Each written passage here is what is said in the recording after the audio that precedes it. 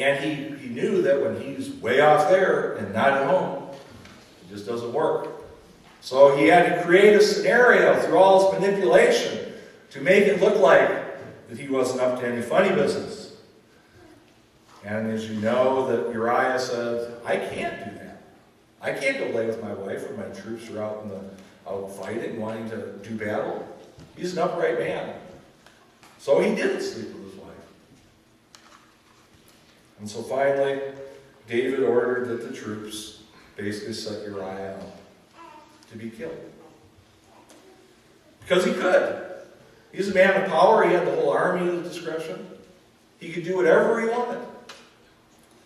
But as we read the psalm, we find out, though he had all that power, there were some things that were going on before he had this encounter with Nathan.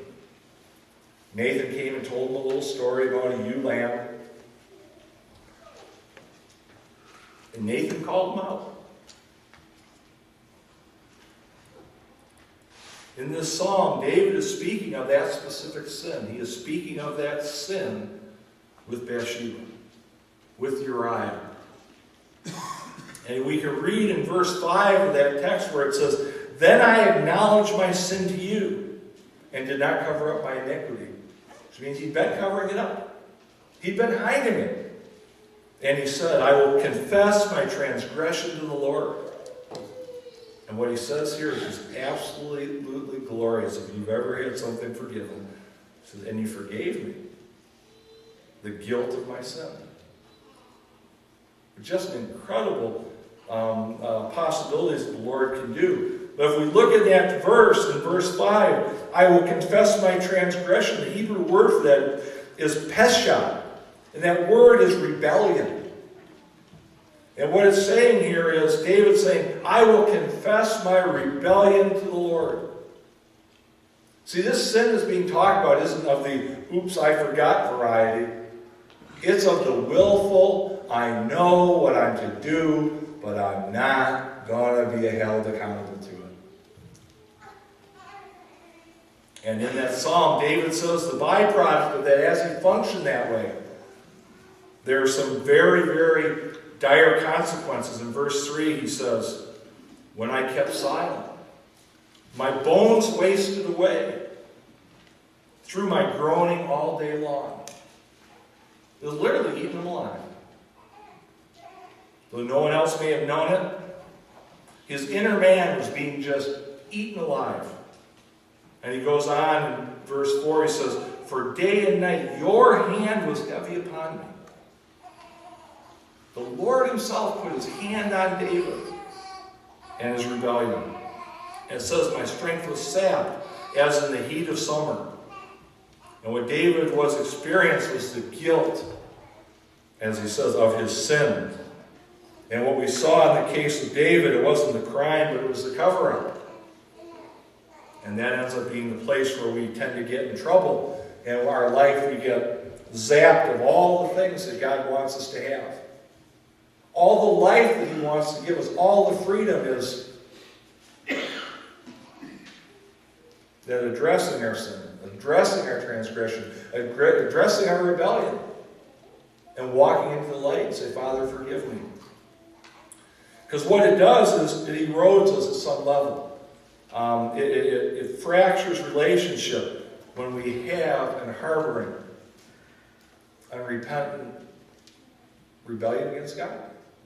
That's what this is about. It's about rebelling against what God wants. Plain and simple. That's what sin is. I had a situation that kind of reminds me of this rebelling. As you know, where I lived in Richmond, I had an alley in the backyard. I had this really nice backboard.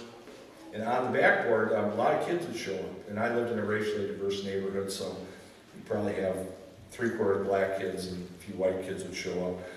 And I was doing some work up in Michigan, and there was one particular kid who my son had a little run-in at school and was picking on him and stuff. And we kind of encouraged him not to steer away from fights, although one did occur. But this one particular kid was giving Leslie a lot of trouble. His name was Sean McNally. And he was telling Leslie off, and I was out of town, so he felt pretty good going up against this woman. Well, I want to give folks the benefit of the doubt, and with Sean, when I got back, I went back to the kids, I said, you know, you really gotta tone it down here, because we had a guy who lived across the alley from us who was he'd sit in his window and everything the kids did. He's the guy that the ball went in their yard. He'd call the police. I know you guys out in the country don't understand that phenomenon, but it happens in town a lot. You always have somebody, if the ball goes on their yard, they're going to call the police. Well, anyhow, these kids were being kids. That's all they're being as kids. They're doing what 12, 13, 14, 15-year-old boys do. Well, when I went there, I just said, hey, you guys, be cool. Charlie back here, I got to live with him. And if you're not going to straighten out, I'll just take the basket down. And they're pretty accommodating. They're like, yeah, okay. And the one kid, I specifically talked to him, even though he'd given Leslie a hard time. And seemed to be okay. Well, I'm sitting in there a few days later, and washing dishes. I'm looking out the window, and I see this kid who Leslie had trouble with takes a pack of firecrackers and throws them on my neighbor's car. I'm looking out the window, I'm like, he's just really not getting the clue, Then I see him take a tire, because we have a lot of tires, and he's sitting there throwing it against the guy's garage door. Well, I'm out of there so fast in the backyard. I said, Sean, what the heck are you doing? I didn't do anything. I mean, I caught him red, stinking handed. I didn't do anything. I'm like, well, I saw you. I saw you. I saw what happened. I said, I just don't want you playing here anymore. It's like, I told you, I gave you the benefit of the doubt. You're just not coming here anymore. You got it. I saw what you did. You don't need to be here.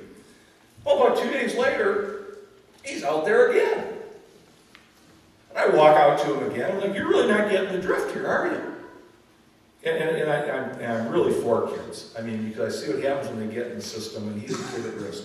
This kid loved playing basketball, and he was good. But with how he's behaving and acting, he's never going to be able to play at the high school because he was a discipline problem. But I know he loved it, and that might be the only connection he had. So I go up to him and say, you can't stay here. I said, first of all, you did what I asked you not to do, but then you started lying to me. I said, now we're into a whole new realm here. You could have just fessed up to it. So all the kids left. A couple of days later, he does it again. He shows up. Well, now it's a different scenario. Now there's about 30 kids out there. And I come out there, and I just are you stupid? I mean, don't you get it? You're not playing basketball here. It's not happening. Well, now he decides, because he's got his friends watching, he's going to come up and get in my face. He's only about this high. And he comes up and he's like, I can go wherever I want to go. I can do whatever I want to do. I'm like, I really don't want to go here. All I want the kid to do is be able to play basketball, have some respect. And he starts lipping off. I said, no, you're out of here. You really don't get it. And I started crowding his space. I said, you're done. And he lipped off a little bit. And he said, well, I can be in the alley. And I made a flip comment. I said, you got 20 bucks in your pocket?